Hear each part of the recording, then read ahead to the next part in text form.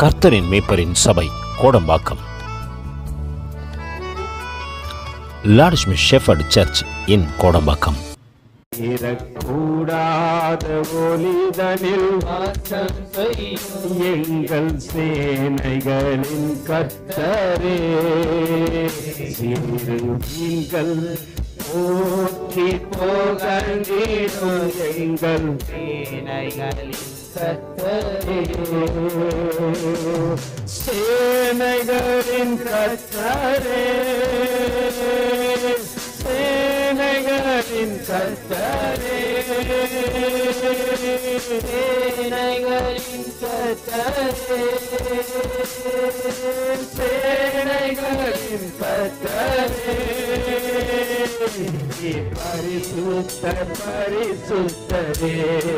அதை பார்த்து சொல்லுமா, பரிசுத்தம் கடந்து வரத்தக்கதாக கண்களை மூடி பரிசுத்தர் பரிசுத்தர்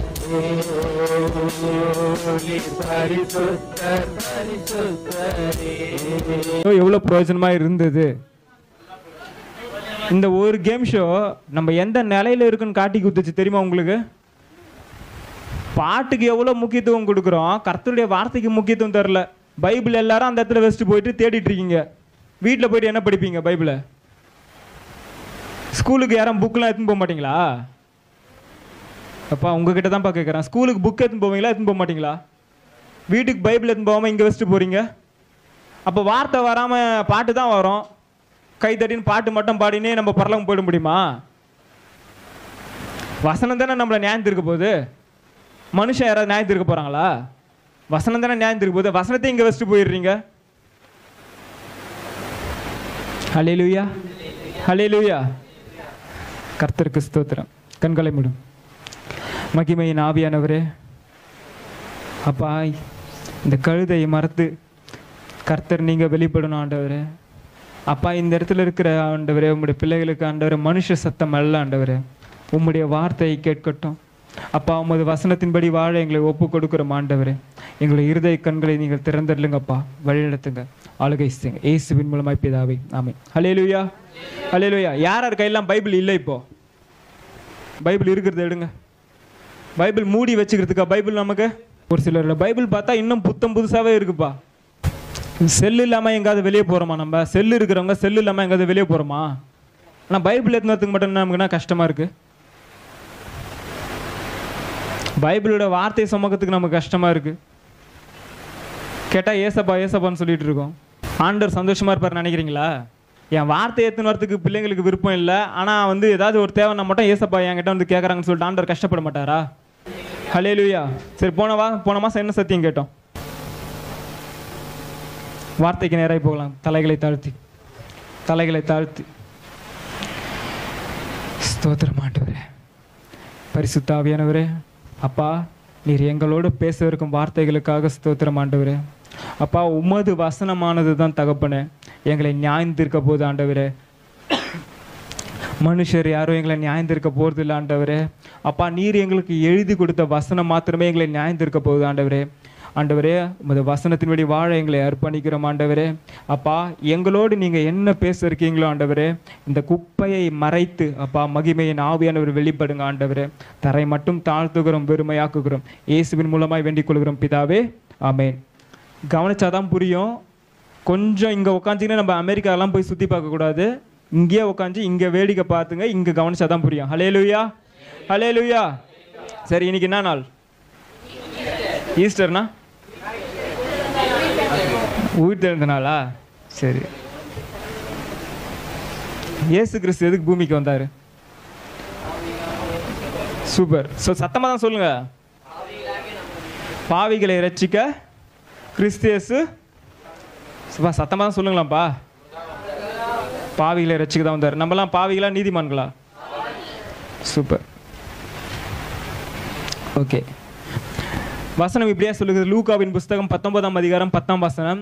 இழந்து போனதை தேடவும் ரட்சிக்கவுமே பூமிக்கு வந்தார். ஹல்லேலூயா, ஹல்லேலூயா. அதே மாதிரி இன்னொரு வசனம் சொல்லுது, பாவிகளை ரட்சிக்க கிறிஸ்து இயேசு உலகத்தில் வந்தார். அப்போ நம்மலாம் பாவிகள், சரிங்களா? நம்மளை ரட்சிக்க வந்தார் ஆண்டவராக இயேசு கிறிஸ்து. ஹல்லேலூயா, ஹல்லேலூயா. சரி, இந்த ரட்சிப்புன்னு சொல்றீங்களா, இந்த ரட்சிப்புனா என்ன?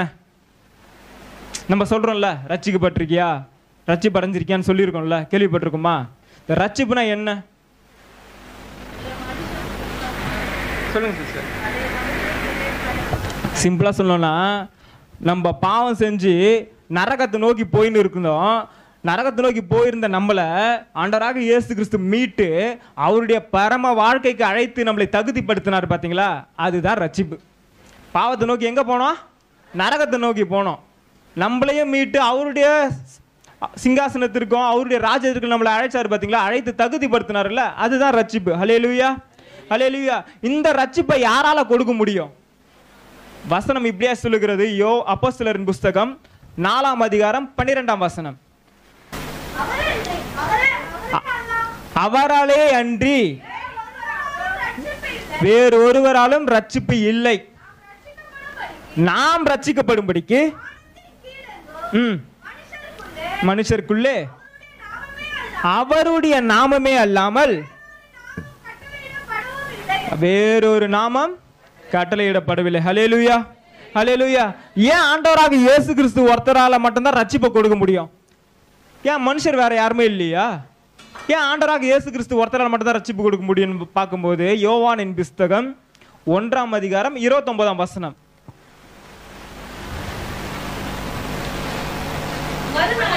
மறுநாளிலே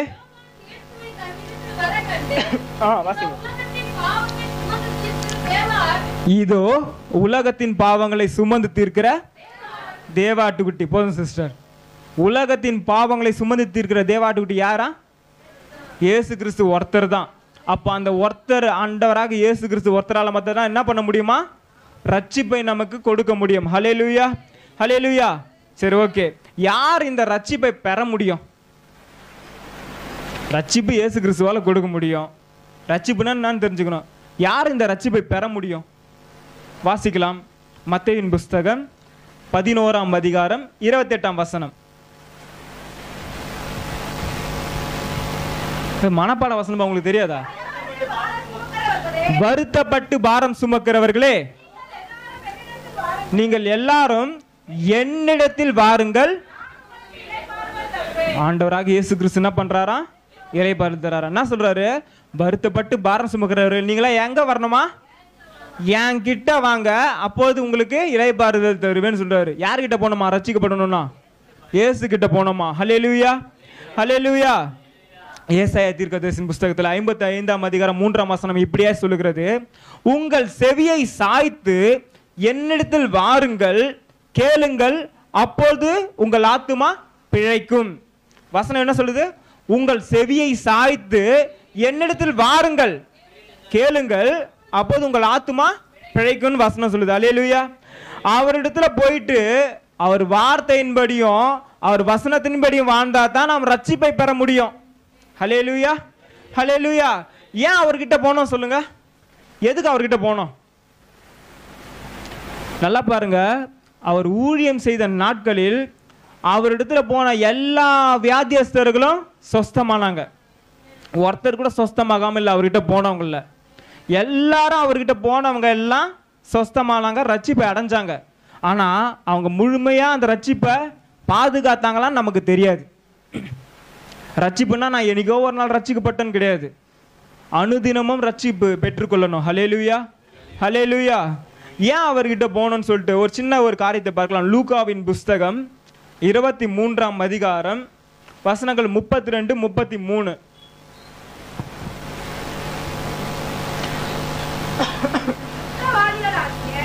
இங்க பாருங்களேன். வசனம் எடுக்காதவங்க வசனம் வாசிக்கிறவங்கள கேளுங்க, சரிங்களா? வாசிங்க சிஸ்டர். குற்றவாளிகளாகிய வேற 2 பேரும் அவரோடு கூட கொலை செய்யும்படிக்கு கொண்டு போகப்பட்டார்கள்.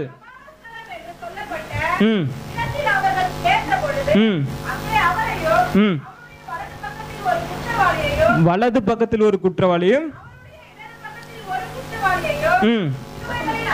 சிலுவையில் அறைந்தார்கள். இது நல்லா நம்ம படிச்சிருப்போம். நம்ம நிறைய டைம்ல சிலுவை தியானத்துல கூட நிறைய பேர் சொல்லியிருக்கலாம். ஹல்லேலூயா. இயேசு கிறிஸ்துவ சென்டர்லயும் வலது பக்கத்துல ஒருத்தனும் இடது பக்கத்துலயும் ஒருத்தனையும் அரைஞ்சிட்டாங்க. ஹல்லேலூயா. பக்கத்து பக்கத்தில் அரைஞ்சிருக்காங்க, கரெக்டா? பக்கம் பக்கமாக அரைஞ்சாங்க. இந்த 2 கல்லர்களும் 2 டைப் ஆஃப் பீப்புள்ஸ். இந்த 2 கல்லர்கள் நல்லா கவனிங்க. 2 கல்லர்களும் 2 டைப் ஆன பீப்புள்ஸ். அதில் ஒரு முதல் கல்லன் ஒருத்தன் இருப்பான். அவன் யாருன்னா உலகத்தானும் பெயரளவு கிறிஸ்தவனும். யாரு? உலகத்தானும் பெயரளவு கிறிஸ்தவனும். ஏன் அப்படி சொல்றேன்னா வாசிக்கலாம். 39ஆம் வசனத்தை வாசிங்க. அன்றியும் சிலுவையில் அறையப்பட்டிருந்த குற்றவாளிகளில் ஒருவன் நீ கிறிஸ்துவானால் உன்னையும் எங்களையும். நல்லா பாருங்க என்ன சொல்றான். நீ கிறிஸ்துவானா உன்னையும் எங்களையும் ரட்சித்துக் கொள்ளு அப்படின்னு சொல்றான். அவன் சொல்றது அந்த டைம் ரட்சிப்பு மட்டும், அந்த டைம் விடுதலை ஆனா போதும், சிலுவை விட்டு இறங்கினா போதும், மற்றதெல்லாம் அப்புறம் பார்த்துக்கலாம். அந்த டைம் மட்டும் விடுதலை, இம்மைக்காக விடுதலை. அநேக உலகத்தாரும் பெயரளவு கிறிஸ்தவங்களும் இதைத்தானே பண்ணிட்டு இருக்காங்க. நீங்களாம் பெயரளவு கிறிஸ்தவங்கள்ல என்ன சொல்லிக்கிறேன். என்ன பண்ணுவாங்க? திடீர்னு ஏசுகிட்ட வந்து திடீர்னு இப்பவே எனக்கு ஏதோ ஒரு இது வேணும்னு சொல்லிட்டு கேட்டு ஓட்டுருவோம். அப்போ முதலாவது கல்லன் யாரு? உலகத்தானோ பெயரளவு கிறிஸ்தவனும். ஹல்லேலூயா, ஹல்லேலூயா. ஆனால் வசனம் இப்படியே சொல்லுது. 1 கொரிந்தியர் புஸ்தகம் 15ஆம் அதிகாரம் 19ஆம் வசனத்துல, இம்மைக்காக மாத்திரம் நாம் கிறிஸ்துவின் மேல் நம்பிக்கை உள்ளவர்களா இருந்தால் நம்முடைய நிலைமை எல்லாரை பார்க்கிலும் பரிதபிக்கக்கூடிய நிலையில இருக்குன்னு சொல்லுது. நம்ம இம்மைக்காக மாத்திரம், ஏதோ ஒரு தேவைக்காக மாத்திரம் நம்ம சர்ச்சுக்கு வருமா? தேவைக்காக மாத்திரம் இயேசுவை இது பின்பற்றுமா? ஏதோ ஒரு தேவைக்காக கடமைக்காக மட்டும் இயேசு கிறிஸ்து வந்து இது வேணும் அது வேணும்னு கேட்குறோமா? வசனம் சொல்லுது எல்லாரை பார்க்கிலும் நம்மளுடைய நிலைமை பரிதபிக்கக்கூடிய நிலையில் இருக்குன்னு சொல்லிட்டு வசனம் சொல்லுகிறது. ஹல்லேலூயா, ஹல்லேலூயா. ஆனா இந்த 2ஆம் கல்லன் கொஞ்சம் மாறுபட்டவனா இருந்தான். லூக்காவின் புஸ்தகம் அதிலே 39-40 வாசிங்க சிஸ்டர். 39. அன்றியும் சிலுவையில் ஒருவன் நீ கிறிஸ்துவானால் உன்னையும் எங்களையும். இது முதல் கல்லன். வாசிங்க 40. மற்றவன் அவனை நோக்கி நீ இந்த ஆக்கினைக்குட்பட்டவனாய் இருந்தும் தேவனுக்கு பயப்படுறதில்லையா? நாமும் நியாயப்படி தண்டிக்கப்படுறோம், நாம் நடப்பித்தவைகளுக்கு தக்க பலனை அடைகிறோம், இவரோ தகாத ஒன்றையும் நடப்பிக்கவில்லையே. கடிந்து கொண்டு இயேசுவை நோக்கி, ஆண்டவரே நீர் உம்முடைய ராஜ்யத்தில் வரும்போது. ஓகே சிஸ்டர், இது 41 வாசிச்சிங்களா? Okay okay. என்ன சொல்றாரு இவன்? அந்த இடத்துல சிலுவையில் அறையப்பட்ட 2வது கல்ல என்ன சொல்றான் தெரியுமா? நம்ம நியாயப்படி தண்டிக்கப்படுறோம்டா. இவர் ஒரு தப்பும் பண்ணல. என்ன பண்ணல? குற்றவாளி சொல்றான் சாட்சி அங்க. இவர் ஒரு தப்பும் பண்ணல. இவ்வளோ காரியம் பட்டோம், நீ தேவனுக்கு பயப்படுது இல்லையா? நம்ம செஞ்சதுக்கு தண்டனை அனுபவிக்கிறோம், இவர் ஒரு தப்பும் பண்ணலையே அப்படின்னு சொல்லிட்டு ஆண்டவர்கிட்ட சொல்றான், உம்முடைய ராஜ்யத்தில் வரும்போது என்னை நினைச்சுங்க, அடியனை நினைச்சிடலாம். இந்த இடத்துல அவன் சொல்லும் போதே, இயேசுகிட்ட சொல்லும் போதே வசனம் இப்படியே சொல்லுகிறது. அதாவது தன்னை தாழ்த்துக்கிறான். தன்னை தாழ்த்து அது பாவ அறிக்கைக்கு சமமா மாறிடுது. ஆண்டவரே என்னை மன்னிச்சிருங்கன்ற அந்த வார்த்தைக்கு சமமா மாறிடுது. வசனம் இப்படி சொல்லுதுல, தன் பாவங்களை மறைக்கிறவன் அவைகளை அறிக்கை செய்து விட்டு விடுகிறவனோ இறக்கம் பெறுவான். இந்த இடத்துல தன்னை தாழ்த்திட்டான், மொத்தமா தாழ்த்திட்டான். இயேசு கிறிஸ்து பார்த்துக்கிறாரு, சைலண்டா பார்த்துக்கிறாரு. இந்த 2வது கல்ல கொஞ்சம் டிஃப்ரெண்டா இருந்தான்ல, அந்த இடத்துல மனம் திரும்புறான். மனம் திரும்புற ஒரு பாவி நிமித்தம் பரலோகத்துல தூதர்கள் முன்பாக மிகுந்த சந்தோஷம் உண்டாயிருக்கும். ஹல்லேலூயா, ஹல்லேலூயா. இன்னொரு காரியத்தை அவர் சொல்றாரு, தன்னை தாழ்த்திட்டு என்ன பண்றாரு? விசுவாசத்தை அறிக்கிறாரு. நீர் உம்முடைய ராஜ்யத்தில் வரும்போது அப்படின்னு இயேசு கிறிஸ்து அவர்கிட்ட சொன்னாரா? நான் எனக்குன்னு தனி ராஜ்யம் இருக்குன்னு சொல்லிட்டு அந்த கல்லன்கிட்ட சொன்னாரா? அப்போ எப்படி இந்த காரியம் கல்லனுக்கு தெரிஞ்சிருக்கும்? நம்ம யோசிச்சு பார்த்துருப்போமா? ஒரே ஒரு இடத்துல சொல்லுவார், பிலாத்து அரண்மனையில் சொல்றாரு, என்னுடைய ராஜ்யம் இவ்வுலகத்துக்குரியது அல்லன்னு சொல்லுவார். கொஞ்சம் யோசிச்சு பாருங்களேன். ஒருவேளை இந்த கல்லன் அந்த இடத்துல பனிஷ்மெண்ட்டுக்காக அங்கே போயிருக்கலாம். அவர் அங்கே இயேசு கிறிஸ்து பேசுனதை கேட்டிருக்கலாம், மேபி கேட்டிருக்கலாம். அந்த விசுவாசத்தை இங்க வரைக்கும் அறிக்கை செய்கிறாரு. ஹல்லேலூயா, ஹல்லேலூயா. யோவானின் புஸ்தகம் அந்த எந்த சம்பவத்தை பாருங்க, 18ஆம் அதிகாரம் 36ஆம் வசனம்.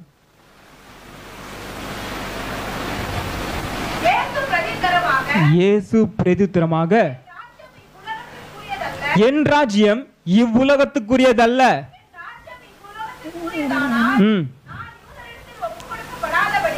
போதும் சிஸ்டர், போதும் சிஸ்டர். என் ராஜ்யம் இவ்வுலகத்துக்குரியது அல்ல. ஹல்லேலூயா, ஹல்லேலூயா. இதை கேட்டு அவன் விசுவாசத்தின் மூலமா அவன் சொல்றான், நீர் உம்முடைய ராஜ்யத்தில் வரும்போது என்ன நினச்சிக்கோங்கப்பா. அவனுக்கு தெரியும்ல, நெக்ஸ்ட் சாவ போகிறோம், என்னோட கூட இயேசுவும் சாவ போகிறாரு, எல்லாரும் சாவ போகிறோம். நெக்ஸ்ட் என்ன நடக்க போகுதுன்னு தெரில, நெக்ஸ்ட் என்ன சம்பவிக்கும்னு தெரில. அவன் பார்த்தது ஒரே ஒருத்தரை தான் பார்த்தான், ஆண்டவராக இயேசு கிறிஸ்து ஒருத்தரை தான் பார்த்தான். ஹல்லேலூயா, ஹல்லேலூயா. அந்த அந்த கல்லனுக்கு இருந்த விசுவாசத்தை பாருங்களேன். இந்த இயேசுவால் எனக்கு ஏதோ ஒரு காரியத்தை செய்ய முடியும், நான் மரண தருவாயில் இருக்கும் போதும். அவன் இவ்வுலகத்துக்குரிய இம்மைக்காக கர்த்தரிடத்தில் கேட்கல, உம்முடைய ராஜ்யம் வரும்போது என்னை நினைச்சுக்குங்கப்பா, உம்முடைய ராஜ்யம் வரும்போது என்னை நினைச்சுக்குங்க. ஹல்லேலூயா, ஹல்லேலூயா. இயேசு என்ன சொன்னார் தெரியுமா? இயேசு அவனை நோக்கி, பரதீசியில் இருப்பாய் என்று. ஹல்லேலூயா. இந்த கடைசி நிமிஷம் கோல்டன் சான்ஸ் அவனுக்கு கிடைச்சிச்சு, அவன் பயன்படுத்திக்கிறான். ஹல்லேலூயா. ஒருவேளை இயேசு இல்லாமல் மறித்திருப்பான், ஆனால் பாதாளம் நரகத்துக்கு போயிட்டு அழிஞ்சிட்டு இருப்பான். த குரூஷியல் டைம், அந்த டைம்ல மனம் திரும்பினான். ஹல்லேலூயா, ஹல்லேலூயா. நல்லவன் பார்த்துங்க, ஆண்டவராக இயேசு கிறிஸ்து சிலுவையில் ரொம்ப கஷ்டப்பட்டு மூச்சு விட சிரமப்பட்டு, மூச்சு விடணும்னா நிமிர்ந்து தான் மூச்சு விடணும். நம்மளால கையை இப்படி தூக்கி 5 நிமிஷம் இருக்க முடியுமா? 2 கையும் தூக்கிட்டு அவர் பல மணி நேரம் இருந்தார். மூச்சு விட சிரமப்பட்டிருந்த சிச்சுவேஷன்லையும் ஆண்டவராக இயேசு கிறிஸ்துவால ரட்சிக்க முடியும். அவர் எந்த சூழ்நிலையிலும் ரட்சிக்க முடியும். நாம எந்த சூழ்நிலை இருந்தாலும் ரட்சிக்க முடியும். ஹல்லேலூயா, ஹல்லேலூயா. நம்மளோட சொந்தக்காரங்க பாருங்களா, ஐயோ இப்போதான் எனக்கு இப்படி ஆச்சு அப்படி ஆச்சு, என்னால் பண்ண முடியாதுன்னு சொல்லுவாங்க. ஆனால் இயேசு கிறிஸ்து அப்படி பண்ண மாட்டார். ஹல்லேலூயா. அந்த கல்லனுடைய குணாதிசயத்தை பார்த்தீங்களா? நெக்ஸ்ட் சாவ போகிறோம், எல்லாமே தெரிஞ்சிச்சு. ரட்சிப்பு எப்படி தெரியுமா வரும்? விசுவாசத்தின் மூலமாக தான் வரும். அந்த விசுவாசத்தை அவர் அறிக்கை செஞ்சாருங்க. இந்த விசுவாசத்தில் உறுதியாக இருந்தார். ஹல்லேலூயா. ஆனால் ஆண்டவராக இயேசு கிறிஸ்து என்ன சொன்னார் தெரியுமா? என்னிடத்தில் வருகிறவனை புறம்பே தள்ளுவதில்லை. என்னிடத்தில் யார் வந்தாலும் நான் என்ன பண்ண மாட்டேன், புறம்பே தள்ள மாட்டேன். வசனம் இப்படியே சொல்லி, ரோமரின் புஸ்தகம் 1ஆம் அதிகாரம் 16ஆம் வசனம். கிறிஸ்துவின் சுவிசேஷத்தை குறித்து நான் வெட்கப்படேன். முன்பு யூதரிலும் பின்பு கிரேக்கரிலும் விசுவாசிக்கிறவன் எவனோ அவனுக்கு தான் ரட்சிப்பு உண்டாவிருக்கு. அது தேவ பலனா இருக்கும். ஹல்லேலூயா, ஹல்லேலூயா. நான் பாட்டுன்னு விசுவாசிக்காம ரட்சிக்கப்பட்டன்னு ஒருத்தரும் சொல்ல முடியாது. விசுவாசத்தை தான் ரட்சிப்பு வரும். அந்த கல்லன் விசுவாசிச்சான். ஹல்லேலூயா, ஹல்லேலூயா. அதிலே ரோமர் 13ஆம் அதிகாரம் 11ஆம் வசனம். தம்பி தண்ணி கூடுறா. நித்திரையை விட்டு எழுந்திருக்கத்தக்க வேலையாயிற்று என்று நாம் காலத்தை அறிந்தவர்களாய் நாம் விசுவாசிகளான போது ரட்சிப்பு சமீபமாய் இருந்ததை பார்க்கிலும் இப்பொழுது அது நமக்கு அதிக சமீபமா இருக்கிறது. ஹல்லேலூயா. நம்ம ரட்சிக்கப்பட்ட புதுசுல நம்மளுடைய ரட்சிப்பு எவ்வளவு சமீபமா இருந்ததோ அதை காட்டிலும் இப்ப அந்த ரட்சிப்பு அதிக சமீபமா இருக்கான். ஹல்லேலூயா. எபிரேயரின் புஸ்தகத்துல 2ஆம் அதிகாரம் 4ஆம் வசனம்.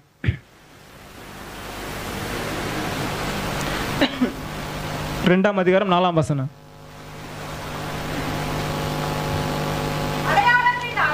அடையாளங்களினாலும் அற்புதங்களினாலும் பலவிதமான பலத்த செய்கைகளினாலும் பரிசுத்த ஆவியின் வரங்களினாலும் தேவன் தாமே சாட்சி கொடுத்ததுமா இருக்கிற இவ்வளவு பெரிதான ரட்சிப்பை குறித்து நாம் கவலையற்றிருப்போமானால் தண்டனைக்கு எப்படி தப்பித்துக் கொள்வோம்? ஆண்டவர் நம்மளை ரச்சித்து இருக்கிறாரா? நான் ரச்சிக்கப்படலன்னு சொல்றவங்க மட்டும் கை தூங்க. நான் ரச்சிக்கப்படலப்பா, இயேசு பத்தி எனக்கு தெரியாதுப்பா சொல்றவங்க மட்டும் கை தூங்க. இயேசு பத்தி எனக்கு தெரியாது, நான் சும்மா அந்த உட்காந்துங்கிறேன்னு சொல்றவங்க மட்டும் கை தூக்குங்க. எல்லாருக்கும் இயேசு பத்தி தெரியும். கரெக்டா? இயேசு பத்தி தெரியுமா? இயேசு தான் உலக ரட்சகர் தெரியுமா? இயேசு தான் தெய்வம் தெரியுமா? இயேசுவால தான் ரட்சிப்பு இருக்குன்னு தெரியுமா? அப்போ வாசிக்க மறுபடியும் லாஸ்ட் மட்டும் வாசிங்க. லாஸ்ட் மட்டும். தேவன் தாமே சாட்சி கொடுத்ததுமா இருக்கிற இவ்வளவு பெரிதான ரட்சிப்பை குறித்து நாம் கவலையற்றிருப்போமானால் தண்டனைக்கு எப்படிப்பா தப்பித்துக் கொள்வோம்? அன்னைக்கு அவர் சர்ச்சுக்கு வந்த புதுசுல நல்ல ஆக்டிவிட்டியில கலந்து கொண்டேன், எல்லாமே பண்ணேன். ஆனா நாளுக்கு நாள் தோய்ந்து போயிடுச்சுல. அப்ப அந்த ரட்சிப்பு இப்ப எங்க போச்சு? ஆண்டவர் எனக்கு தொட்ட புதுசுல நான் அபிஷேகமா ஃபயரா ஓடி வந்தா, எல்லா காரியத்துக்கு ஓடி வந்தேன். பாஸ்டர் சொன்ன மாத்திரத்துல பார்த்து சொல்றதுக்கு முன்னாடியே ஓடி வந்து உக்காந்தேன். இப்ப பாஸ்டர் சொன்னாலும் வரது கிடையாது. ஹல்லேலூயா, ஹல்லேலூயா. அப்போ அந்த ரட்சிப்பு எங்க போச்சு? ஒரு சிலர்லாம் சொல்லுவாங்க பார்த்துருக்கீங்களா, ஒரு சிலர் லேடிஸும் சரி ஜென்ஸும் சரி, என் மனைவி ரட்சிக்கப்படல, என் கணவன் ரட்சிக்கப்படல, அவங்களுக்காக ஜெபம் பண்ணீங்க பாஸ்டர், அவங்களுக்காக ஜெபம் பண்ணீங்க சிஸ்டர் சொல்லியிருப்பாங்களா? சொல்லியிருக்க மாட்டாங்களா? நம்ம நிறைய பேர் பார்த்துருப்போம். ஆனால் வசனம் இப்படியா சொல்லுகிறது. அப்போஸ்தலர் 16:31 கர்த்தராகிய இயேசு கிறிஸ்துவை விசுவாசி, அப்பொழுது நீயும் உன் வீட்டாரும் ரட்சிக்கப்படுவீர்கள். ஹல்லேலூயா. நான் ஆண்டவராக விசுவாசிக்க மாட்டேன், ஆண்டவரை நான் நம்ப மாட்டேன். நான் செம்ம நாளாக வந்து சர்ச்சுக்கு உட்காந்துட்டு செம்ம நாளாக வந்துட்டு போவேன். ஏன்னா என் கணவன் ரட்சிக்க பண்ணணும், என் பிள்ளைங்க ரட்சிக்க பண்ணணும், என் மனைவி ரட்சிக்க பண்ணணும். ஆண்டவர் மேலே எனக்கு விசுவாசம் இல்லை. செஞ்சா செய்வார், செய்யாட்டி போவார் அப்படின்னு சொல்லிட்டு வந்து உட்காந்துச்சுன்னு நம்ம என்ன பண்ணுறோம்? என் கணவன் ரட்சிக்க பண்ணல ஐயா, ஜெபம் பண்ணீங்க ஐயா, என் பிள்ளைங்க ரட்சிக்க பண்ண சொல்கிற பேச்சே கேட்க மாட்டேதுயா. எப்படி ரட்சிப்பேன்? நம்ம தான் ஆண்டவர் மேலே விசுவாசம் இல்லையே. வசனம் பொய் சொல்லாதுல்ல. கர்த்தராக இயேசு கிறிஸ்துவை விசுவாசி, அப்போது நீயும் ஃபர்ஸ்ட் நீ ரட்சிக்கப்படுவ, அப்புறம் தான் உன் வீட்டார் ரட்சிக்கப்படுவேன். நீயே ரட்சிக்கப்படாம எப்படி என் புருஷன் ரட்சிக்கப்படல, என் பிள்ளைங்க ரட்சிக்கப்படல வந்து சொல்ல முடியும்? வசனம் ஆதி முதல் அப்படியே தான் இருக்கும், வசனம் மாறாது. ஹல்லேலூயா. ஃபர்ஸ்ட் நம்ம ரட்சிக்கப்படணும்னா ஆண்டவர் நம்ம விசுவாசிக்கணும். இந்த விசுவாசம் என்ன சொல்லுங்க பாப்போம்? நம்பப்படுகிறவர்களின் உறுதியும் காணப்படாதவர்களின் நிச்சயமா இருக்கிறது. இயேசு கிறிஸ்துவ நம்ம பார்த்துருக்குமா இல்லைன்னு கர்த்தர் அறிவார். காத்து இல்லைன்னு சொல்ல முடியுமா? இங்க காத்து இருக்கு, ஆனா நம்ம கண்ணுக்கு தெரியல. அப்படிப்பட்ட விசுவாசமா இருக்கணும். வந்தா வரட்டும், வரலனா இல்லை, அது பேர் விசுவாசம் கிடையாது, அவிசுவாசம். அவிசுவாசிகள் பரலோகத்துக்கு போக முடியாது, விசுவாசிகள் தான் பரலோகத்துக்கு போக முடியும். ஹல்லேலூயா, ஹல்லேலூயா. இன்னும் ஒரு சிலர்லாம் இருக்காங்க, நான் அவங்கள பாஸ்டிங் இருந்து மாத்திடுவேன், அவங்கள பாஸ்டிங் இருந்து ரட்சிக்க வச்சிருவேன், நான் ஜெபம் பண்ணி அவங்கள ரட்சிப்புக்குள்ள நடத்திடுவேன், அப்படியே நான் ஜெபம் பண்ணி முழங்கால் படிட்டு அவங்கள இது பண்ணி அப்படி பண்ணி நான் மாத்திடுவேன். ரட்சிப்பு உன்னுடையது கிடையாது, ரட்சிப்பு கர்த்தருடையது. ஹல்லேலூயா, ஹல்லேலூயா. கர்த்தரால மட்டும்தான் ரட்சிக்க முடியும். எந்த ஒரு மனுஷன் சவுலா இருந்த பவுலை மாத்தினார்ல, ரட்சிப்பு யாருடையது? ஹல்லேலூயா. சங்கீதத்தில் தான் வருது 3ஆம் அதிகாரம் 8ஆம் வசனம், ரட்சிப்பு கர்த்தருடையது. கர்த்தர் ஒருத்தரால தான் ரட்சிக்க முடியும். நான் போயிட்டு இத்தனை பேர் ரட்சிப்புக்குள்ள நடத்தினேன், நான் போய் இத்தனை பேருக்குள்ள ரட்சிப்புக்குள்ள நடத்தின ஒருத்தரும் சொல்ல முடியாது. ஆவியானவர் தான் ரட்சிப்புக்குள்ள நடத்த முடியும். ஹல்லேலூயா, ஹல்லேலூயா. இந்த ரட்சிப்பை நம்ம காத்து கொள்ளணும். ரட்சிப்பு விலையேற பெற்ற ரட்சிப்பு இயேசு கிறிஸ்துவின் ரத்தத்தினால நமக்கு இலவசமா கிடைச்சிச்சு. நம்ம ஒரு காரியமும் பண்ணல, இலவசமா கிடைச்சிச்சு. அந்த ரட்சிப்பை நாம் பாதுகாத்து கொள்ள வேண்டுமானால் ஆவியின் அபிஷேகம் வேணும். ஹல்லேலூயா. நான் ஆவியின் அபிஷேகம் சொன்னோடனே நீங்க உடனே அந்நிய பாஷை பேசி கையில தட்டி நிரம்பி இது பண்றது இல்லைன்னு நினைச்சுக்காதீங்க. அனுதினமும் வசனத்தின்படி வாழணும். பாவ வாழ்க்கையில இருந்து பிரித்தெடுக்கப்பட்ட வாழ்க்கை வாழணும். புறஜாதிக்கும் நமக்கும் வித்தியாசம் வேணும், அதுதான் பிரித்தெடுக்கப்பட்ட வாழ்க்கை. ஹல்லேலூயா. அது தானா பரிசுத்தமா யாரும் ஒருத்தரும் வாழ முடியாது. ஆவியானவரோட உதவி இல்லாம நம்ம பரிசுத்தமா வாழ முடியாது. ஹல்லேலூயா, ஹல்லேலூயா. ஏன்னா வசனம் இப்படியே சொல்லுகிறது. மத்தேயின் புஸ்தகம் 24ஆம் அதிகாரம் 13ஆம் வசனத்தில், முடிவு பரியந்தம் நிலை நிற்பவனே ரட்சிக்கப்படுவான். ஹல்லேலூயா. முடிவு பரியந்தம் நிலை நிற்பவனே ரட்சிக்கப்படுவான். நான் என்னைக்கோ ஒரு நாள் ரட்சிக்கப்பட்டேன், ஞானஸ்நானம் பெற்றேன், தெளிப்பு ஞானஸ்நானம் பெற்றேன், நான் ஞானஸ்நானம் எடுத்துட்டேன்னு சொல்லிட்டு ஏமாத்திக்க கூடாது. முடிவு பரியந்தம் நிலை நிற்பவனே ரட்சிக்கப்படுவான். கடைசி வரைக்கும் நிலைத்திருக்கணும் ரட்சிப்புக்குள்ள, அவங்க தான் பரலோகத்துக்கு போக முடியும். ஹல்லேலூயா. சும்மா என்னைக்கோ ஒரு நாள் வந்து நான் ரட்சிக்கப்பட்டேன், என்னைக்கோ ஒரு நாள் நான் சர்ச்சுக்கு வரேன், என்னைக்கோ ஒரு நாள் நான் வசனம் பண்றேன், ஜெபம் பண்றேன் அப்படின்னு சொல்லிட்டு நம்மளை நாம் ஏமாற்றி கொள்ள கூடாது. ரட்சிப்பு என்பது அனுதினமும். கலப்பையில கையை வச்சு திரும்பி பார்க்கிறவன் எனக்கு பாத்திரன் கிடையாதுன்னு சொல்லிட்டாரு. ஹல்லேலூயா. நம்ம கலப்பையில ஒரு கை வைப்போம், உலகத்துல ஒரு கை வைப்போம். கலப்பையில ஒரு நாள் வைப்போம், இங்க 6 நாள் வைப்போம். ஹல்லேலூயா. ஹல்லேலூயா. முடிவு பரியந்த நிலைத்திருப்பவனே ரட்சிக்கப்படுவான். நம்மளை ரட்சிப்பதற்கு அவர் ஆயத்தமுள்ளவராய் இருக்கிறார். அவர் எந்த சூழ்நிலையிலும் எப்பேற்பட்ட சூழ்நிலையிலும் ரட்சிப்பார்.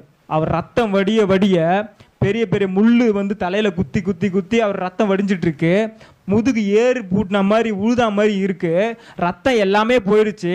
கையில வந்து ஆணி வச்சாங்க சொல்றாங்க, கையில ஆணி அடிக்கல, உளிய வச்சு வச்சாங்க. தெரியுமா? அது பேர் பெருசா இருந்தா என்ன அது பேரு? உளி.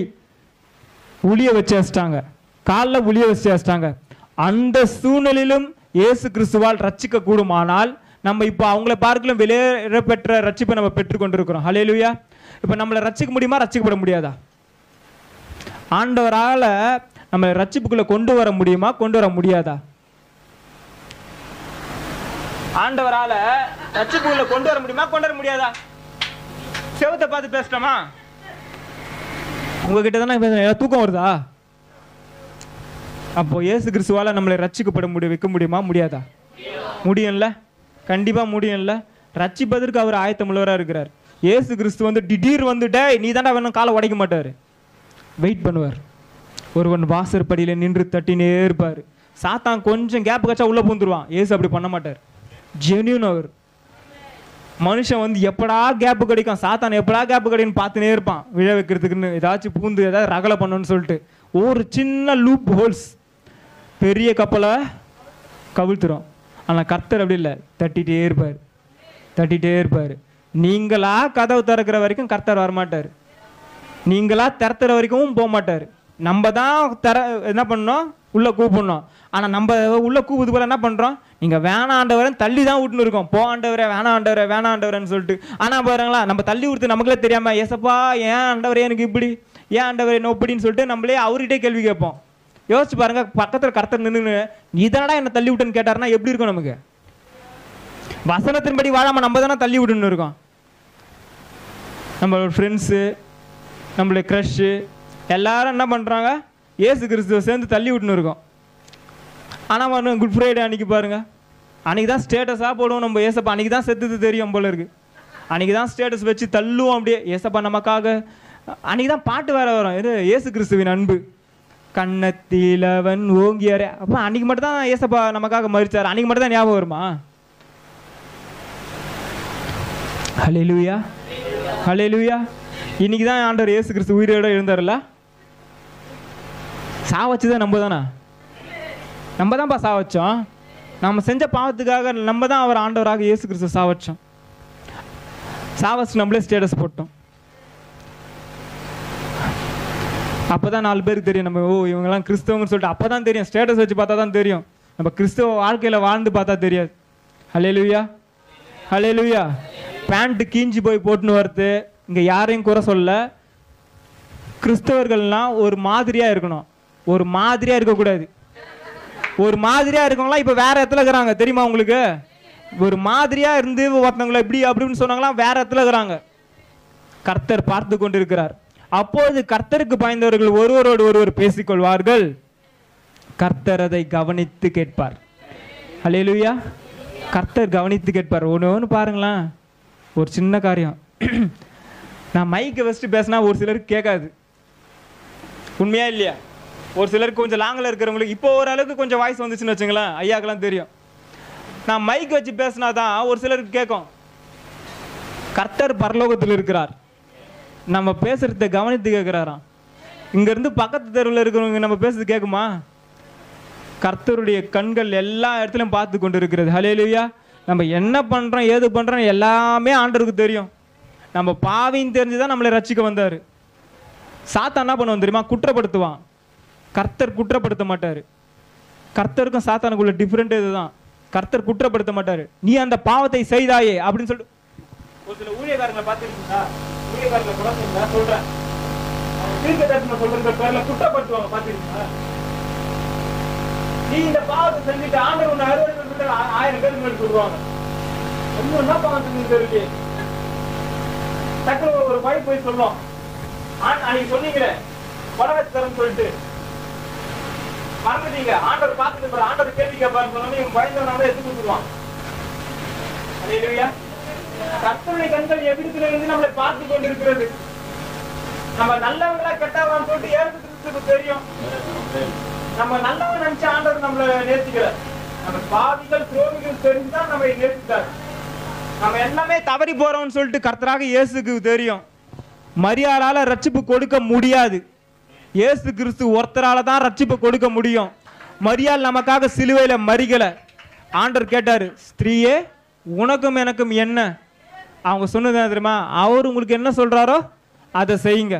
ஒரு சிலர்லாம் பார்த்துருக்கீங்களா, பேதுருக்கிட்ட போய் ப்ரேயர் பண்ணுவாங்க. பேதுருக்கிட்ட போயிட்டு ப்ரேயர் பண்ணுறவங்களாங்கிறாங்க. கேட்டால் பரலோகத்தின் திறவுகள் அவர் தான் வச்சுன்னு இருக்கிறாராம். அதனால அவர்கிட்ட டைரெக்டாக போய் கேட்டுக்கலான்னு சொல்லிட்டு இயேசு கிறிஸ்து வேணான்றாங்க. பைபிளில் போட்டிருக்குல்ல, பரலோகத்தின் திறவுகளை உனக்கு என்ன பண்ணுறேன் தரேன். அதனால் ஸ்ட்ரெயிட்டாக எதுக்கு நம்ம இயேசுக்கிட்ட போனோம்? பேதுருக்கிட்டே போய் கேட்கலாம். பேதுரு நமக்காக மரிக்கலை, மரியாள் நமக்காக மரிக்கலை. நமக்காக விலையேற பெற்ற ரத்தத்தை சிந்தினவர் கர்த்தராக இயேசு கிறிஸ்து ஒருத்தர் தான். இப்போது பாருங்களேன், நம்ம பாவிகள் ஆண்டவருக்கு தெரியும். முழங்கால் படிடுங்க. நம்ம பாவிகள் ஆண்டவருக்கு தெரியும். நம்ம விழுந்து போறோம்னு சொல்லிட்டு ஆண்டவருக்கு தெரியும். நம்ம கொஞ்ச நாள், ஒரு நாள் ஜெபம் பண்ணுவோம், 10 நாள் ஜெபம் பண்ண மாட்டோம்னு ஆண்டவருக்கு தெரியும். முழங்கால் படிடுங்க. உங்களை அதிகமாக நேசிக்கிறேன்னு சொல்லிட்டு நம்புறவங்க உங்களை குற்றப்படுத்தினே இருப்பாங்க. என்ன பண்ற ஏது பண்றேன்னு சொல்லிட்டு உங்களை டார்ச்சர் பண்ணினே இருப்பாங்க. எங்க போற, யார்கிட்ட பேசுறேன்னு சொல்லிட்டு உங்களை என்ன பண்ணிட்டே இருப்பாங்க, ஏதாச்சும் பண்ணிட்டே இருப்பாங்க. இயேசு கிறிஸ்து சொல்றாரு, என் மகனே என் மகளே, உன் இருதயத்தை எனக்குத்தா, உன் கண்கள் என் வழிகளை நோக்குவதாகன்னு சொல்றாரு. நீங்க யாரையும் பார்க்காதீங்க. நீங்க நேசிக்கிற உங்களுடைய யார் கிரஷோ யாரோ உங்களுக்காக ரத்தம் சிந்த மாட்டாங்க, உங்களுக்காக ஜீவனை கொடுக்க மாட்டாங்க, உங்களுக்காக உயிரை கொடுக்க மாட்டாங்க. நீங்க ஏதாவது தப்பு பண்ணும்போது உங்களை மனசு நோக்கடிக்கிற மாதிரி பேசுவாங்களே தவிர உங்களை ஆற்ற மாட்டாங்க, உங்களை தேற்ற மாட்டாங்க. ஆனால் ஆண்டவராக இயேசு கிறிஸ்து ஒருத்தரால தான் நம்ம விழுந்து போறவன் தெரியும், நம்ம பாவத்துல இருக்கிறோம்னு தெரியும், நம்ம இவன் அடிக்கடி விழுந்து போறான்னு தெரியும். ஆனால் ஆண்டவராக இயேசு கிறிஸ்து ஒருத்தரால தான் ரட்சிப்பை கொடுக்க முடியும். ஆண்டவராக இயேசு கிறிஸ்து ஒருத்தரால தான் உங்களை விடுதலை ஆக்க முடியும். ஆண்டவராக இயேசு கிறிஸ்து ஒருத்தரால தான் உங்களை நித்தியத்தில் கொண்டு போய் சேர்க்க முடியும். உங்களுக்கு யார் வேணும்னு சூஸ் பண்ண வேண்டிய நேரம் இது. உங்களுக்கு யார் வேணும் என்று சூஸ் பண்ண வேண்டிய நேரம் இது. இது கடைசி காலம். உங்களை குறித்த திட்டம் அநேகமாக இருக்கு. உங்களை குறித்த காரியங்கள் கர்த்தரிடத்தில் அதிகமாக இருக்கு. இங்க வெளியே எத்தனையோ பேர் பல வேலைகளில் இருக்கிறாங்க. உங்களை ஏன் கர்த்தர் இங்கே அழைச்சி வந்திருக்கணும்? உங்களுக்கு ஏன் இந்த வார்த்தைகளை சொல்லணும்? எங்கோ அலைந்து கொண்டிருந்த நம்மை தானே ஆண்டவர் எடுத்து பயன்படுத்தணும்னு விரும்புகிறாரு. இன்னைக்கு ஆண்டவர் சித்தத்துக்கு ஒப்பு கொடுங்க. மனுஷரை யாரையும் பார்க்காதீங்க, மனுஷரை யாரையும் பார்க்காதீங்க. உங்களை நேசிக்கிறவன்னு சொல்றவங்க உங்களை ஏமாத்துறாங்க. உங்களை நேசிக்கிறேன்னு சொல்றவங்க காரணத்துக்காக ஏதோ ஒரு காரியத்துக்காக உங்களை வச்சுக்கின்னு இருக்காங்க, உங்களை யூஸ் பண்ணிட்டு இருக்காங்க. நீங்க அவங்கள ஏமாத்து, அதாவது அவங்களுடைய வலையில விழாதீங்க. ஆண்டவர் உங்களை அழைக்கிறார், ஆண்டவர் உங்களை அழைக்கிறார். ஆண்டவரோட சத்தத்துக்கு செவி கொடுங்க. இப்போது இருக்கிற நீங்க ஏதோ ஒரு காரியம் தப்பு பண்ணிட்டீங்களா, ஆண்டவரால மாற்ற முடியும். ஆண்டவர்கிட்ட சரணடைஞ்சிருங்க. மனுஷன் காலில் போய் விழுந்துடாதீங்க, ஆண்டவர்கிட்ட போய் சரணடைங்க. நீங்க மனசுல ஜெபம் பண்ணுங்க போதும். மனுஷனை யாரும் பார்க்காதீங்க, மனுஷனை ஒருத்தரவும் பார்க்காதீங்க. தயவுசெய்து சொல்றேனே, கர்த்தரிடத்துல சரணடைஞ்சிருங்க. ஆண்டவரே இந்த காரியத்தை மாத்துங்க, நான் அடிக்கடி இந்த காரியத்துல விழுந்து போறேன்னு சொல்றீங்களா, ஆண்டவரால மாற்ற முடியும். ஆண்டவர் விடுவிக்க வல்லவராக இருக்கிறார். கண்களை மூடி இருங்க, யாரையும் பார்க்காதீங்க. எல்லாம் அப்படி தேவ சமத்தில் ஒப்பு கொடுத்து, எங்கள் ரட்சிப்பின் தேவனே, உமக்கு முன்பாக எங்களை தாழ்த்துகின்ற ஆண்டவரே, இந்த நாளில் விசேஷித்ததுமாய் இந்த வாலிப பிள்ளைகள் எல்லாம் உமக்கு நேராய் தங்களை தாழ்த்தி ஒப்பு கொடுத்திருக்கிறார்கள். உலகத்தில் அடைக்கிற இதோ தகப்பன இந்த ஏதோ இச்சை என்னும் பாவமும் இவர்களை பற்றி பிடிக்காதபடிக்கு ஆண்டவர் இவர்கள் வேறு பிரிக்கப்பட்டவர்களாய், தேவனுக்காக எழும்பி பிரகாசிக்கின்றவர்களாய், சாட்சி கொடுக்கின்றவர்களாய், இந்த சத்திய வசனத்திற்கு உட்பட்டு தங்களை ஒப்பு கொடுக்கின்றவர்களாய் இருக்கத்தக்கதாக ஒரு விஷயாய் இந்த பிள்ளைகளை ஒப்பு கொடுக்கிற ஆண்டவர். உலகத்தின் காரியங்கள் எல்லாம் இந்த பிள்ளைகளை தொடாதபடிக்கு உன்னத தேவனுடைய வல்லம் இந்த பிள்ளைகள் மீது கடந்து வரட்டும் ஆண்டவர். உடைய கல்வாரி ரத்தம் இந்த பிள்ளைகளை இதோ தகப்பனை வேலி அடைத்து பாதுகாத்து கொள்ளட்டும். இவர்கள் இருதயம், சிந்தை, பார்வை, செவிகள் எல்லாம் கர்த்தருடைய கல்வாரி ரத்தம் ஊடுருவி பாயட்டாண்டவர. வழி விலகி போகாதபடிக்கு ஒருவேளை தெரிந்து கொண்ட தேவன் எங்களை தெரிந்து கொண்டிருக்கிறார் என்ற அந்த இதோ தகப்பனை ஏக்கமும் எண்ணமும் இந்த பிள்ளைகளுக்குள்ளாக வரத்தக்கதாக தேவன் தாமே ஒரு விசையா இந்த பிள்ளைகளை ஆசீர்வதிங்க ஆண்டவரே. ஒரு விசையா இந்த பிள்ளைகளை ரட்சிப்புக்குள்ளாக நடத்துங்க ஆண்டவரே. என் ரட்சிப்பின் தேவனே என்று நாங்கள் உம்மை நோக்கி பார்க்கத்தக்கதாக ஒரு விசையா எங்களை தாழ்த்தி தரை மட்டுமாய் ஒப்பு கொடுக்கிற ஆண்டவரே. வந்து ஒவ்வொரு வாலிப பிள்ளைகள் மீதும் உம்முடைய கிருபையின் கரங்கள் இறங்கட்டாண்டவரே. வந்த ஒவ்வொரு வாலிப தம்பிகளும் தங்கச்சிகளும் கர்த்தருக்காக சாட்சியாய் வாழத்தக்கதாக ஏதோ நீர் கிருபை பாராட்டுங்க தகப்பனே. அதனால் இந்த வார்த்தையை கொண்டு வந்து எங்கள் மத்தியில் பகிர்ந்து கொடுத்த அருமை தேவதாசரும் கரத்தில் ஒப்பு கொடுக்கிற கர்த்ததாமே ஏதோ இன்னும் ஆயிரம் வாலிப பிள்ளைகளுக்கு எடுத்து பயன்படுத்துங்க. அநேக சாதிகளுக்கு ஆசீர்வாதமாக அவரை நடத்துங்க ஆண்டவரே. கர்த்தருடைய கிருபையும் இரக்கமும் தயவும் அவரை தொடர்ந்து பற்றி பிடிக்கட்டும். நன்மையும் கிருபையும் தொடரட்டும் ஆண்டவரே. கர்த்தருடைய கரத்தில் வந்து ஒவ்வொரு பிள்ளைகளும் தாழ்த்துகின்றேன், தரை மட்டுமாக ஒப்பு கொடுக்கிறேன். நீரே பெரியவராய் பெரிய காரியம் செய்யுங்க. மீட்பர் இரட்சகருமாகிய இயேசுவின் இனிய நாமத்தில் ஜெபம் கேளும் எங்கள் ஜீவனுள்ள நல்ல பிதாவே, ஆமென்.